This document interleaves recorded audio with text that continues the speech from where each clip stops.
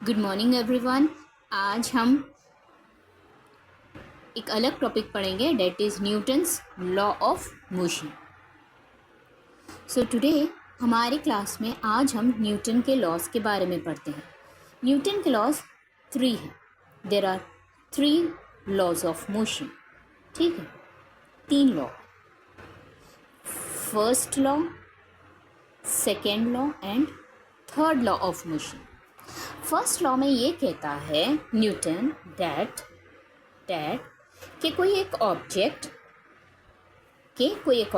अगर रेस्ट पर है तो वो रेस्ट पर ही रहेगा। कोई अगर एक ऑब्जेक्ट मूव हो रहा है तो वो मूव ही होते रहेगा।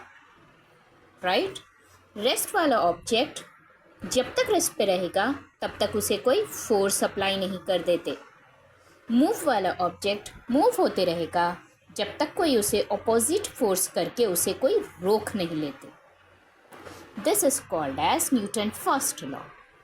Now, our Newton's second law is कि यहाँ न्यूटन फर्स्ट लॉ में ये कहा है कि सारे ऑब्जेक्ट जो रेस्ट पे रहेंगे, मतलब ऑल ऑब्जेक्ट्स जो रेस्ट पे रहेंगे वो फोर्स अप्लाई होने के बाद ही मूव होंगे, और सारे ऑब्जेक्ट जो मूव होंगे वो फोर्स अप्लाई करने के बाद ही रुकेंगे।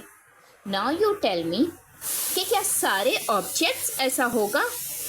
मतलब अगर ऑब्जेक्ट बड़ा है, बहुत बड़ा है, तो और वो रेस्ट पर है, तो क्या हम फोर्स अप्लाई करके आसानी से उसे मूव कर सकते हैं?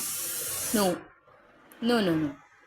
पहले तो हमें ये देखना, ओके। और अगर ऑब्जेक्ट बहुत बड़ा है, जैसा कि ट्रक है, वो मूव हो रहा है, तो क्या आप फोर्स अप्लाई करके इसे आसानी से स्टॉप कर सकोगे? नो। तो फिर आप क्या करेंगे? आप पहले इसके मास को देखेंगे कि ये कितना बड़ा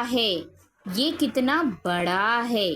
इसका मतलब है कि न्यूटन का सेकेंड लॉ हमें डिफाइन करता है कि अगर मास छोटा है तो उसे छोटा फोर्स अप्लाई करेंगे, और अगर मास बड़ा है तो उसे बहुत सारा फोर्स अप्लाई करना पड़ेगा मूव करने के लिए, विथ एक्सेलरेशन, मूव करने के लिए। डन? तो हम जब बॉडी को मूव करेंगे, सेकेंड लॉ में ये बता रहा है कि जब हम बॉडी को मूव करना चाह रहे हैं तो पहले उसका वज़न देख लो, उसका मास देख लो।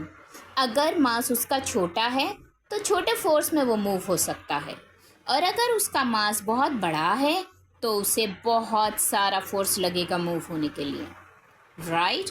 Now Newton third law defines as कि जब आप किसी भी ऑब्जेक्ट को मूव करोगे, या फिर रेस्ट वाले ऑब्जेक्ट को आप अगर मूव करेंगे अप्लाई करने के बाद, फोर्स अप्लाई करने के बाद, या फिर आप किसी मूव होने वाले ऑब्जेक्ट को स्टॉप